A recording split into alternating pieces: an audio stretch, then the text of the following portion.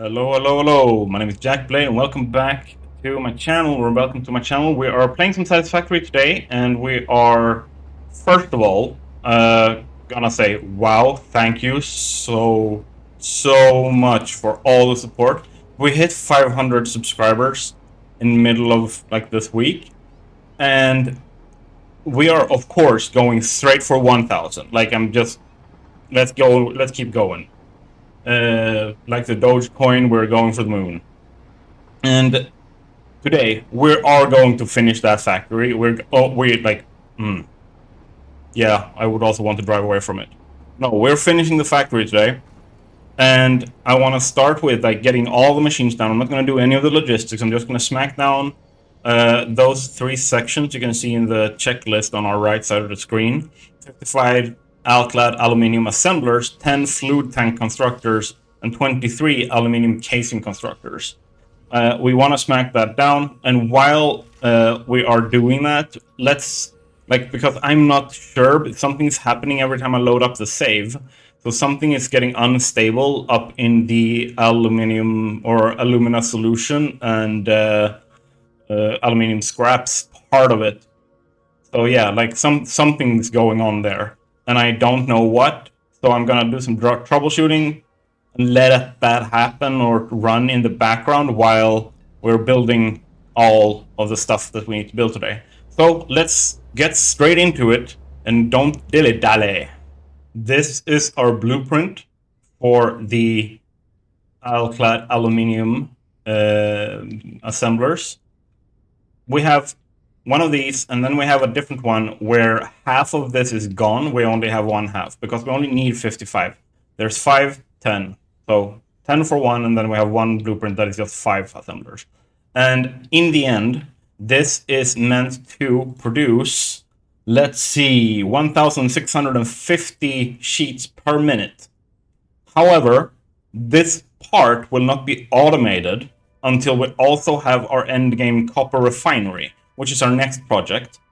And it will be producing over 10,000, like I think closer, I looked at it, like closer to 15,000 copper ingots per minute. Like I don't remember exactly what it was. I think it was like, let's copper ingot.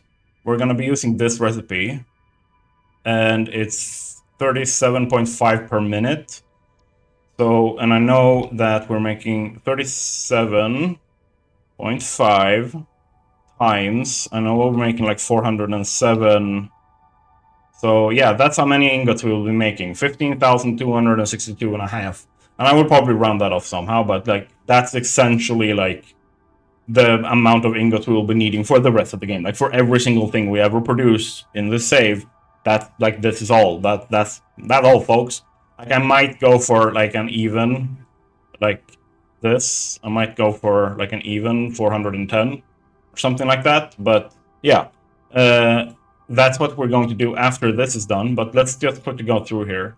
So the way that I've set it up is pretty common. We've seen this a few times before. How I just make the logistics floor handle the splitting of this so that it looks very clean and neat up here. That's basically it. When it comes to this, I have the mergers taking all the stuff from here. So each of these are making 30 per minute. And if we look down here, like 30 per minute, that's 300 for one part here, or for one section here. I don't know why I have put it up like split like this. I think it might have something to do with what's it called? With how I was planning on merging things logistically, like in the end. Otherwise, I might have just like placed one in the middle, like have one what's it called?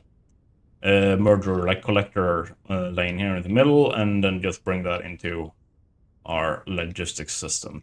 But no, the entire point here is basically set this up so it is done, and have a section that is just manual input where I can just stuff thousands upon thousands upon thousands of copper ingots that I can like manually craft and stuff, so that I don't have to keep spending my tickets, fixed coupons to get more alclad aluminium sheets.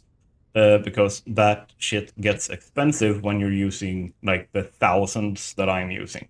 And that's basically it. So let's just jump, and I'm going to set all of these up, and I'm going to show you what it looks like. All right, we are back, and if we look underneath our aluminum ingot production, we can see all of the assemblers, and as you can see over here, like we have that half with just 5, otherwise it's sections of 10. Please don't burp on the camera or into the microphone, dumbass. Let's see, 1, 2, 3, 4. Did I make 1 too few? Oh no, I made 1 too few. 1, 2, 3, 4. And I have. I haven't done this right. That's freaking hilarious. Okay, I've actually forgotten one part. That messes a lot of stuff up. Okay, give me a second, and I will be back when I have set up all the stuff that I'm supposed to. This is dumb. Oh my god. Yep, I'll be right back. Alright, so this is like the sponsor segment, which today is sponsored by my community. That's you guys. This is all thanks to you. I have been able to hit 500 subscribers, and we are going for 1,000. I love you guys. You've helped all of this become possible. Now, let's hit 1,000. Because my birthday is on October 24th, and I want to have like a birthday stream. I want to have like all that kind of stuff. And the cherry on top of all of that would be if we hit 1,000 by the time we get there. And if you want to help support outside of the subscription on YouTube, you want to go above and beyond, then I have set up a Patreon right now, and channel memberships will also become like available soon. And what's important on the Patreon is the pinned post. Check it out. That is basically me talking about everything to do with my channel and what I'm planning to do and how I want to include you guys and make you guys a part of it and do great things together with you guys. I think the most important part is if you feel it's too much, just skip down and read the Patreon part on that post where you can see the milestones of what I promise to do once or start doing once we hit a certain amount of support. And for the first 10 supporters, regular giveaways in Discord with gift cards and other stuff. For you to be able to join that, you need to be in Discord. You don't need to be a Patreon, but you need to be in the Discord. So even if you don't feel like I don't have the money or I don't want to, I'm already supporting others, and like your reasons are your own. I don't care about those. But if you still want to be taking part in that kind of stuff and those community events like that, come over to the Discord. And as a secret call out, come over to the Discord and tell me about your best experience with Satisfactory so far. And like, what was the moment where you just realized like, wow, this game is really special? And come over, tell me about it, and we will reminisce and we will figure out the coolest stuff you can do in Satisfactory together, okay? And I will see you guys back with your regular scheduled programming. All right, we are back, and now I have fixed this stuff. And for those who know, I basically pre-prep, I play through, and I prep all the scenes so that I do the building. Like, we are in the past, according to like how far I've actually played. And because of this mistake, basically all the scenes that I've prepped after this point, they are now invalid because I had already prepared pretty much everything up until the point where I was planning on making a time lapse, which was when I was building the logistics. Yay! So we're getting to that time lapse, but now I basically have to go and place out all the machines again. So let's just go and do that, I guess. Let's see. Do we have them all here? Yeah, we do. So let's see, where are we going to place this? Do I want it? I kind of want it lined up with the road, right? Let's double check that I have the directionality right here. No.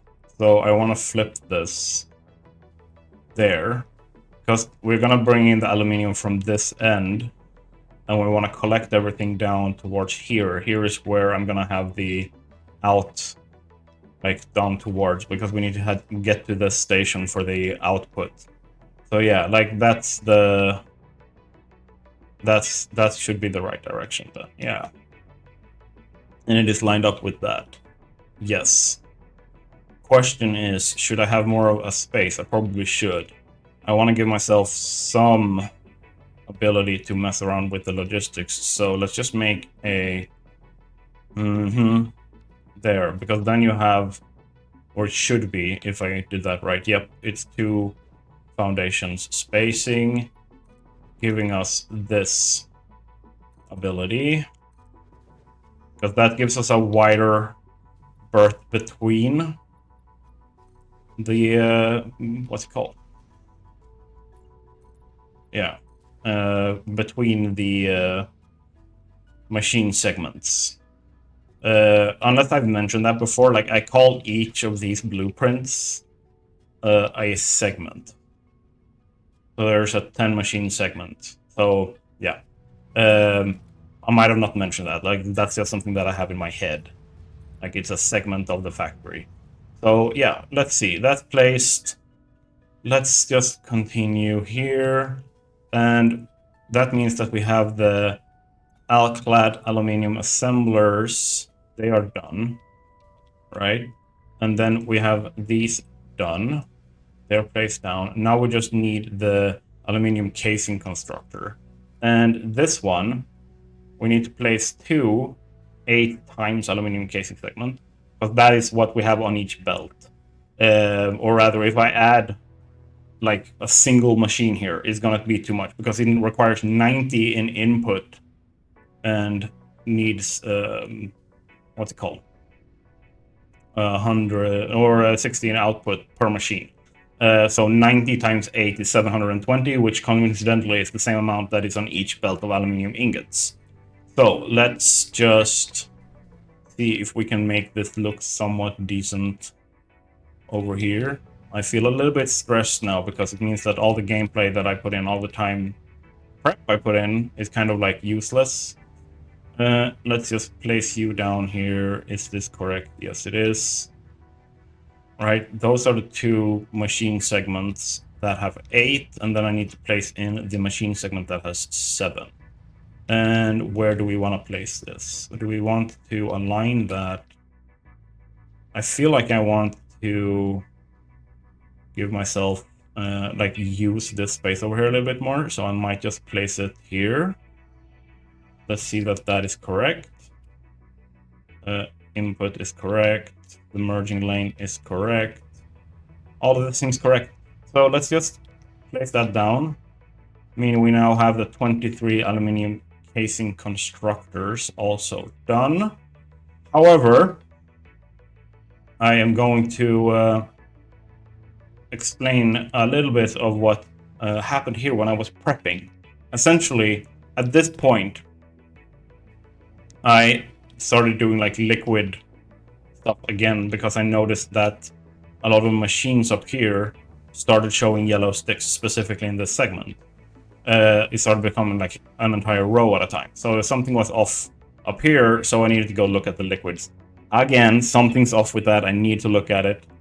So what I'm going to do is we're going to cut here, and I'm going to go and pre-prep or redo that thing again, because it's a little bit of like finicky stuff. And I will show you exactly what was wrong and what's been fixed, and like how I was a dum-dum at the end of the day. Not just me, I'm a dum-dum, and not, okay, you guys aren't like necessarily dum-dums. You just didn't pay attention. Like, I was building this, I should have known. You guys might have just not been paying attention. If you're an experienced player, like, you probably weren't paying attention. But essentially, the reason why there was a problem up here is because I'm a dum-dum.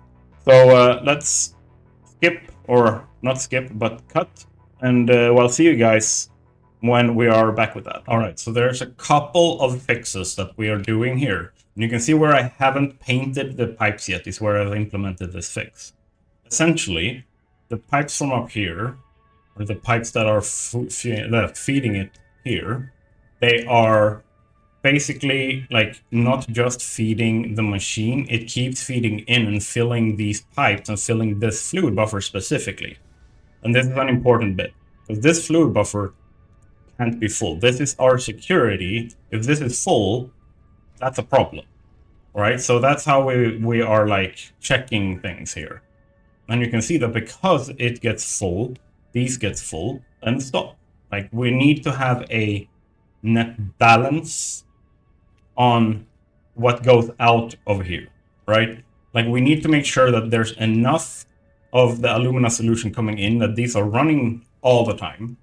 But at the same time, we need to make sure that enough water is going out that that there's always like space for this to run. Like there needs to be like it can't get stuck here. It does like no.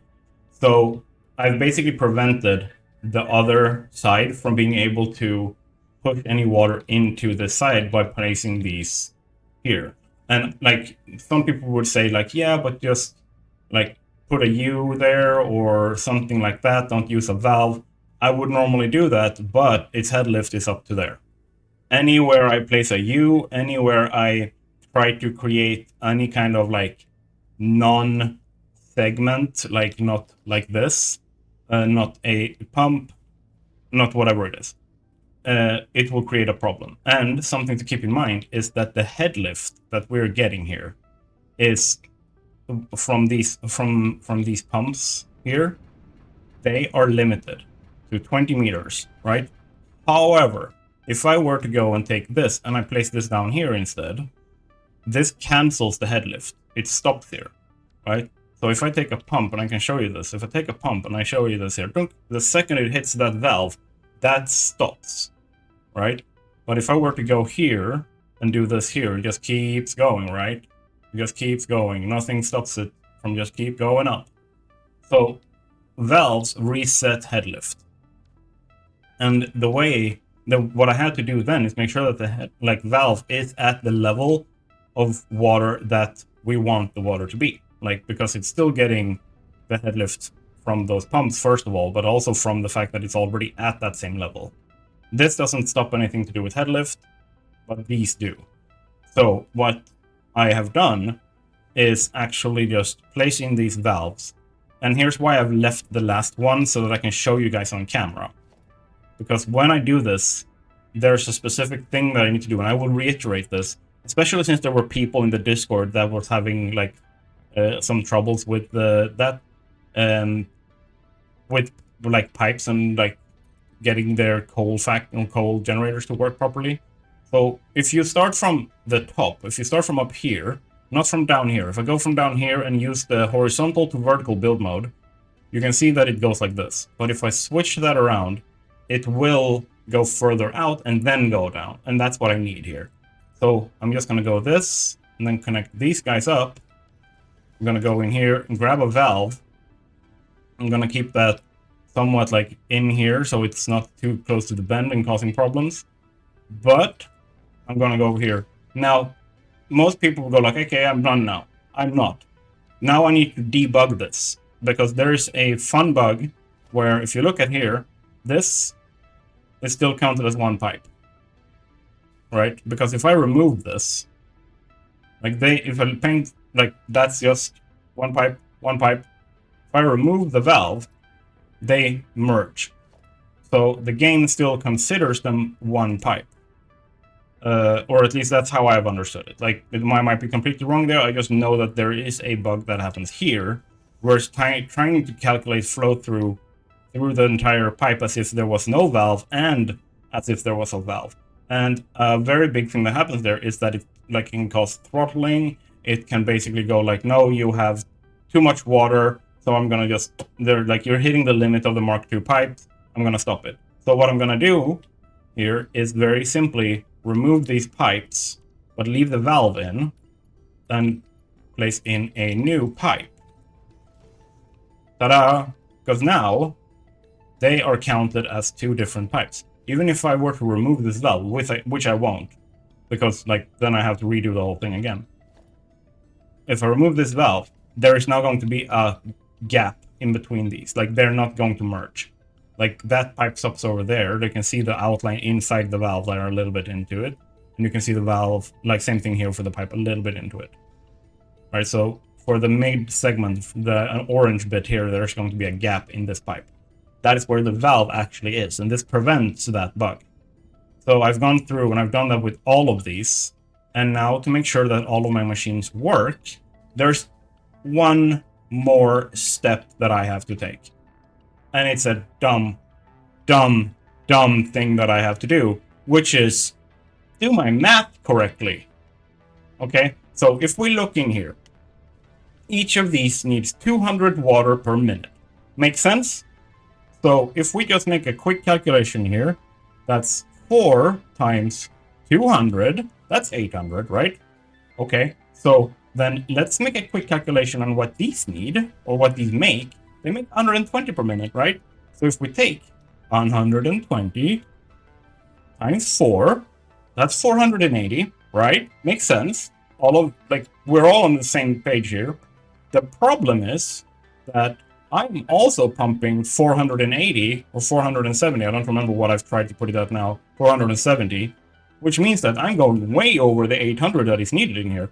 No wonder everything backs up. No wonder there's too much water going in, because I should be doing 800 minus 480, 320 per input pipe down here.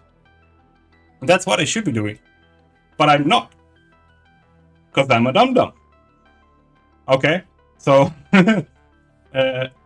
basically, I need to set all of these valves, right, to 320 instead. This is still big enough that it needs a Mark II pipe. So that's not something weird at all. It's just that I basically reversed the math. So my brain just went like, yeah, well, I'm getting 320 out of the machine, so I need 480 from these to make it the full 800 that that each line needs, the full 1600 that each segment needs, right? So, and I also need to go up here and fix these, because these valves, I don't even know why I have these valves, but I do. I don't like. I'm too scared of changing anything in the system to like mess around with these. But yeah, these needs to be at 320, all of them. 320, right? And 320. And now what I need to do for this to reset and have a chance of working is paint the pipes. No, it's not paint the pipes.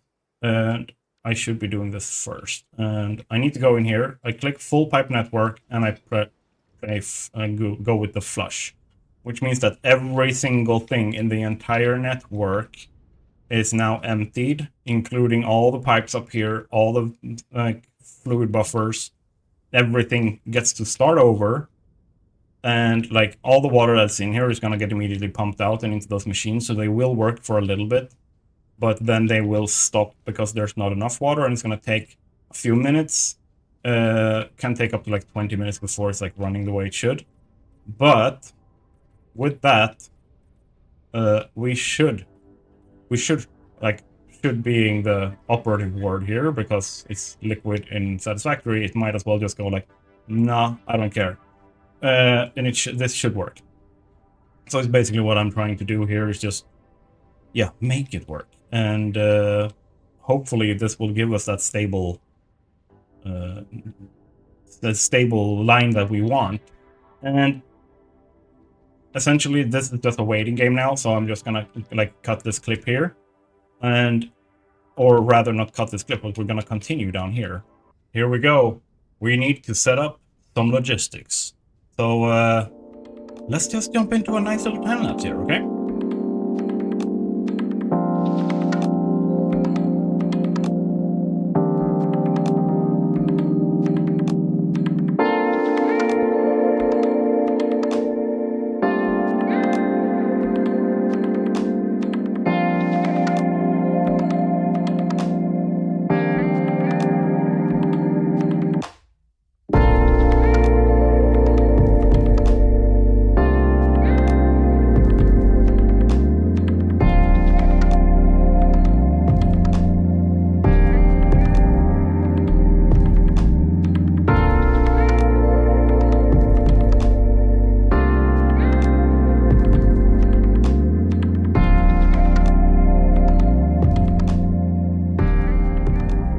Alright, we are back. Time lapse is done. Let's check out what happens when we start the factory.